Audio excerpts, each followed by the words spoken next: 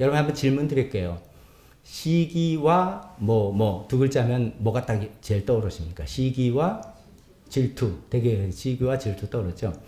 근데 시기하고 질투가 뭐 차이가 있다 그러네요. 우리는 별로 차이 없이 많이 쓰는데 이제 이 심리학자나 뭐 이런 사람들은 차이가 있다고 합니다. 그래서 굳이 저는 구별 안 하고 쓰겠습니다만 굳이 구별한다면 시기는 내가 가지지 못한 것에 대한 부러움에서 나오는 거예요. 나는 뭐가 없는데 저 사람이 있네. 야, 시기심이 나오는 거죠. 근데 반면에 질투는 내가 이미 갖고 있는 것이 뺏길까봐 두려운 거죠. 그래서 주로 이제 뭐 삼각관계에서 주로 질투가 나는 거죠. 뭐 이제 결혼 생활이 있는데 뭐 연인이 하나 배우자에게 연인이 생겼을 때 그 질투심이 나는 그런 것들 그렇게 구분을 하네요. 뭐 그렇게 구분하는 게 뭐 어떤 의미가 있을지 모르겠습니다. 근데 굳이 이제 구분한다면 그런 것이고 우린 주로 여기서 시기라는 용어를 가지고 envy 이걸 가지고 초점 맞춰서 생각해 보도록 하겠습니다. 시기의 첫 번째 특징은 그 시기의 대상은 내가 잘 아는 가까운 관계다. 시기의 대상은 내가 잘 아는 가까운 관계다라는 것이죠. 시기심에 관해서 이제 여러분들 다 아시는 우리말 속담 있죠. 그렇죠. 감사합니다. 사촌이 땅을 사면 배가 아프다.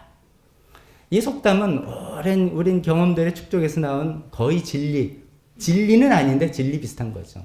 그 생각해 봅니다. 왜 사촌이 땅을 샀는데 내 배가 아픈가?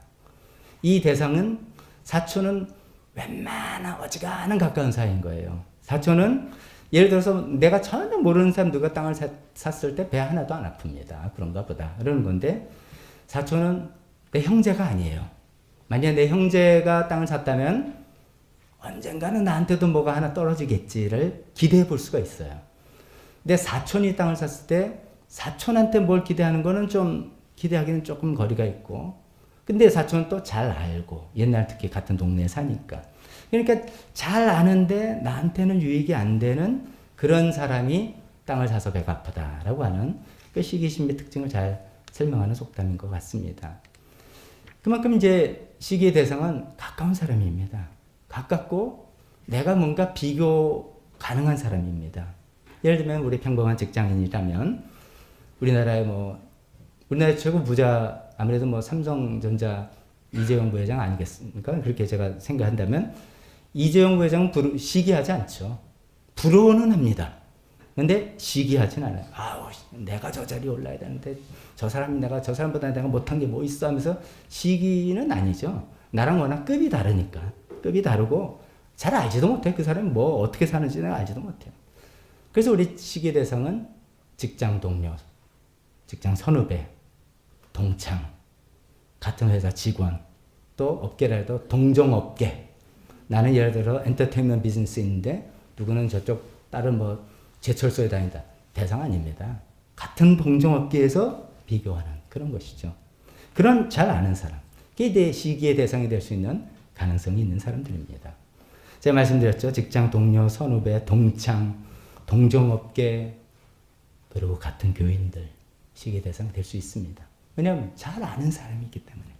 이게 사람 잘 알고 뭔가 같은 울타리 안에 있다는 사람들이 시기의 대상이지 나랑 전혀 상관이 없고 내가 잘 알지도 못하는 사람은 시기의 대상이 아니라는 것이죠.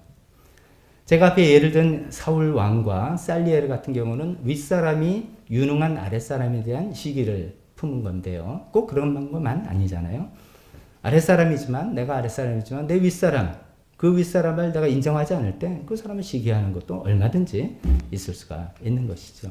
그래서 첫 번째 대상은 잘 아는 가까운 관계에서 이 시기는 일어난다라는 것이 첫 번째 특징인 것 같습니다.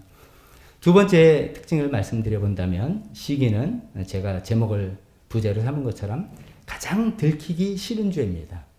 내가 시기심이 있다는 것을 들키는 게 가장 싫은 거예요. 왜 그럴까요? 창피한 거예요. 내가 시기심이 있다는 건 뭔가 내가 저 사람보다 못한 게 있으니까 시기하죠. 내가 저 사람보다 잘났는데 왜 시기하겠어요? 내가 누구보다 못한 게 있다는 것을 인정하는 것 같아서 자존심 상해서 싫고 또 시기심은 좀 고상한 죄다 그렇게 말할 수는 없잖아요. 유치하다 이렇게 되잖아요. 너 시기하는 거야? 그러면 그래 나 시기한다 이런 사람 없습니다. 아니 무슨 시기야. 저기 잘못됐다고 이야기하는 거지. 시기심은 인정하기 싫어합니다. 반면에 이런 건 있어요. 우리가 이제 죽음에 이르게 하는 죄 중에 첫 번째로 거론하는 죄가 뭡니까? 첫 번째로 거론하는 게 교만이잖아요. 교만이 그렇게 무서운 죄다. 그렇게 이야기하고 성경에서 이야기해도 우리 마음속에 아 그래 내가 좀 교만한 데는 있어. 이런 얘기는 쉽게 합니다. 그게 왜 그러냐면 뭔가 능력 있는 사람인 것 같아 보이는 거예요. 교만, 죄를 걸린다면 교만한 거 할게. 난 그만큼 능력이 있는 사람. 이렇게 하지. 근데 죄를 걸린다면 난 시기야. 어우 쪼잘해. 왜 이렇게 못났니? 이렇게 보일 것 같아서 이건 정말 들키기 싫고 인정하기 싫고 들키기 싫은 그런 죄입니다. 그래서 가장 은밀하게 이게 퍼져나가는 독소와 같은 그런 죄가 됩니다. 차라리 어떤 대상에게 나 당신 시기심 나 이렇게 얘기하면 좋은 관계예요. 그건 시기심 아니에요. 그건 이제 부럽다는 뜻이에요. 우리가 표현은 시기라 표현하지만 시기는 그런 거 아닙니다. 절대로 시인 안 합니다. 절대로 드러나게 안 합니다. 근데 그 마음이 아까 말씀드린 악한 눈을 가지고 자세히 관찰해서 뭔가 꼬리를 잡으려고 하는 그런 게 시기심에서 발동하는 그런 마음이죠. 그 시기는 가장 들키기 싫어하는 죄다. 라는 것이 두 번째라면 세 번째는 모든 죄가 그렇듯이 시기는 파괴적이다. 파괴적이다. 아까 제가 시기와 네모 땡땡 하면은 질투 이렇게 나왔는데 이제 질투는 했으니까 빼고 그 다음에 또 시기와 연관어 뭐가 좀 주로 많이 그랬습니까? 시기가 질투했잖아요. 시기와 미움, 시기와 분쟁, 시기와 다툼 이게 연관어로 주로 나옵니다. 시기와 분쟁, 시기와 다툼 이런 것이 연관어로 나오는 것이죠. 그럴 수밖에 없습니다. 시기는 비교와 경쟁에서 주로 나오는 것이죠. 그래서 내가 시기하는 대상을 우리가 말로 표현을 그렇게 안 합니다. 그리고 행동을 그렇게 내가 한다고 생각 안 합니다만 본질적으로 내 마음은 그 경쟁 대상을 내 시기 대상을 제거하는 게 목적입니다. 이제 이런 내면을 많이 성찰한 분들의 자료를 저도 보니까 탐욕하고 시기가 이래서 다른다는 거예요. 탐욕은 예를 들어서 사촌이 땅을 샀다. 나도 사면 되는 거예요. 그럼 돼요. 땅 샀어? 더 좋은 땅 사. 그럼 돼. 이렇게 하면 되는데 이게 시기는 그 사촌이 행복하게 있는 한 마음이 진정이 안 되는 거예요. 그 대상을 제거할 때 내 마음이 안정이 되는 그게 시기가 그렇게 무서운 거죠. 그래서 시기는 그 제거를 위해서 끊임없이 분쟁과 다툼을 일으키고 그 과정에서 뭐합니까? 험담을 하고 필요하면 악성 루머도 퍼뜨리고 은근하게 술수도 쓰고 협박도 하고 반박도 하고 여러 가지 과정을 통해서 시기 대상을 제거하려고 하는 그게 마음속에 갖고 있는 근본적인 목적이죠. 근데 이제 문제는 한 사람을 제거했다. 이 시기심에 가득 찬 우리 마음이라면 한 사람을 시기 대상을 발견해서 하여간 그 사람을 어떻게 해서 제거했어요. 그럼 내가 만족하고 행복하냐? 또 다른 사람이 나타나요. 사실은 또 다른 사람을 내가 만드는 거죠. 한 사람 제거하면 또 다른 사람을 나의 시기 대상으로 내가 만들어서 지정을 해서 또 그 사람을 시기하고 끊임없이 분쟁과 다툼과 그래서 평생 시기하는 사람은 행복해질 수가 없는 거죠. 사울왕이 그래서 정말 전형적인 케이스입니다. 그러니까 다윗이 딱 등장한 이후에 다윗에 대한 시기심 때문에 자기 인생이 편안하지 않고 늘 다윗과 비교하고 불안해하고 또 비판하고 헐뜯고 하나님께서 이미 나에게 주신 거 감사할 줄 모르고 불만하고 불평하고 뭐 이러다가 자기 인생 망치고 타인의 인생도 망치게 되는 그런 것들이 시기의 특징이라고 볼 수가 있겠습니다. 그래서 세 번째 특징 시기는 파괴적이다 말씀드린다면 네 번째 특징은 시기는 마귀에게 이용당한다. 뭐 이런 것이 이제 우리가 성경에서 말하는 내용으로 생각해 보는 것이죠. 뭐 이전에 앞에 거야 심리적으로 우리가 얼마든지 쓸 수 있습니다만 성경은 우리에서 한 단계 더 이야기를 하는 거죠. 시기심을 컨트롤 안 하면 마귀에게 이용당한다 라고 이야기했습니다. 사울왕의 예가 그런 거잖아요. 다윗에 대해서 막 시기심이 나고 막 그를 주목해보고 책 잡으려고 막 하다 보니까 악한 영이 확 그의 마음에 찾아와서 그가 이제 미치광이가 되고 또 막 살인의 광기가 일어나게 되는 그게 이제 악한 영의 어느 정도의 뭐 시기심이 우리가 시기심은 어느 정도 건강한 마음일 수도 있습니다. 그게 있어야 발전도 되니까. 그 정도가 아니라 이거를 컨트롤 안 하면 결국 악한 영에게 이용을 당한다. 라는 무서운 자리까지 이르게 된다는 말씀이죠. 사울왕이 얘는 이제 그 말씀을 드렸고, 두 번째 본문인 야고보서 내용은 어떤 내용인가 생각해 봅니다. 좀 이렇게 좀 어렵게 느껴질 수도 있는데, 이런 내용입니다.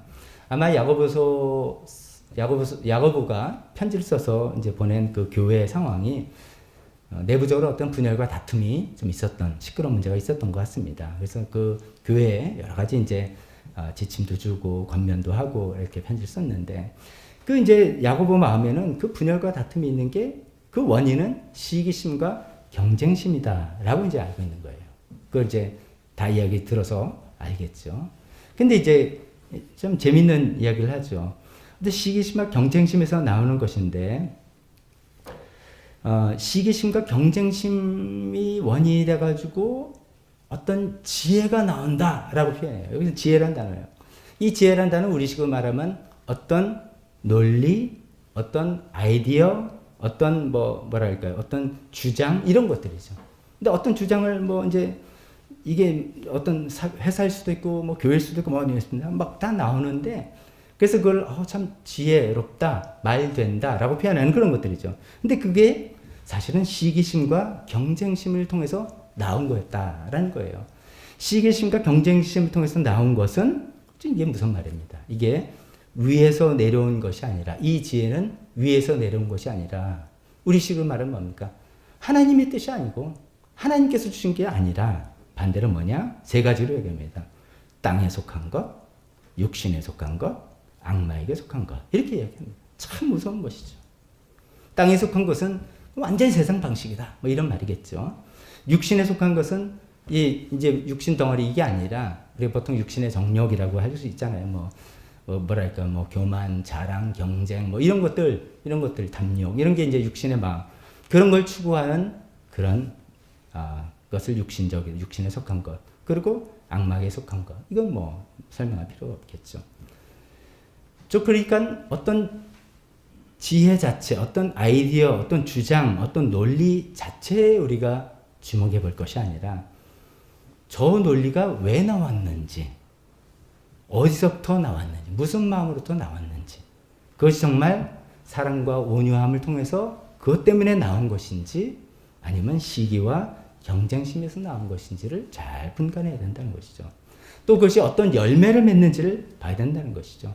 제가 여기는 적지 않았지만 17절에 하나님께서 온 것 사랑과 온유함으로 온 지혜는 순결과 평화와 친절과 온유와 자비와 이런 선한 열매를 맺는다라고 했는데, 시기심과 경쟁심에서 나온 것은 어떤 열매를 맺는다고요?